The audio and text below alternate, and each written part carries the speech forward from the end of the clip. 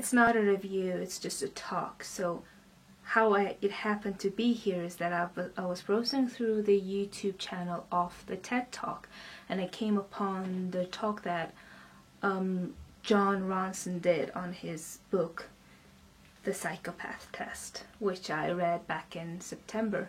And he was talking, well, almost the content of the film and all the psychopathic terms of it.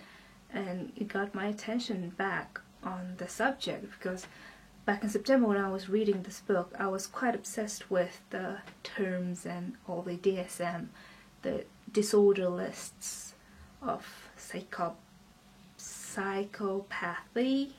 or anything psychologically interested subject. Okay, whichever it is, I'm not a psychological student, so I don't have much of a input back on it. So Indra, you'd help me on this one.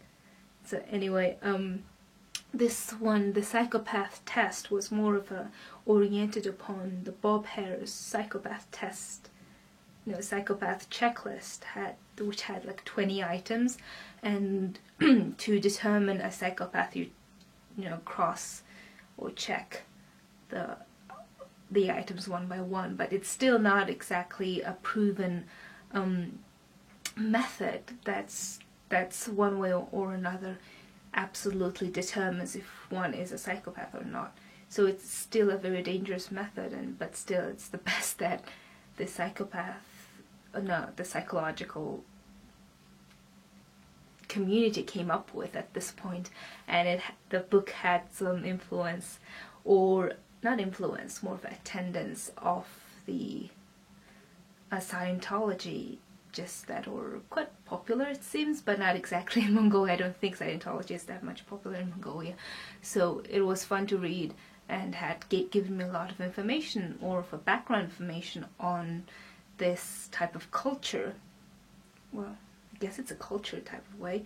So, and very interesting character was featured in this book, because it wasn't a typical book that you would usually pick up, because it's not a fiction. It is real life, real interview, and although the names were changed, people are real in this. And I find out Tony, the main suspect of being a psychopath in this book, was released after the book was published.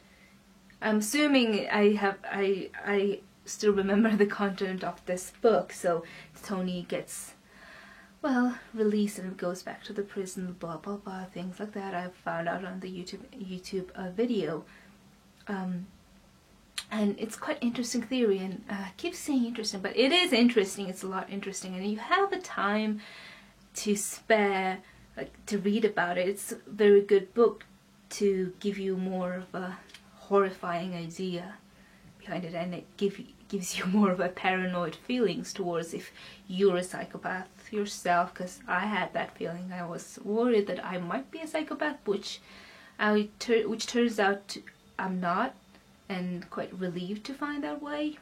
My readers who follow me on my blog would love this book to read, so totally recommend it, and I'll see you next time.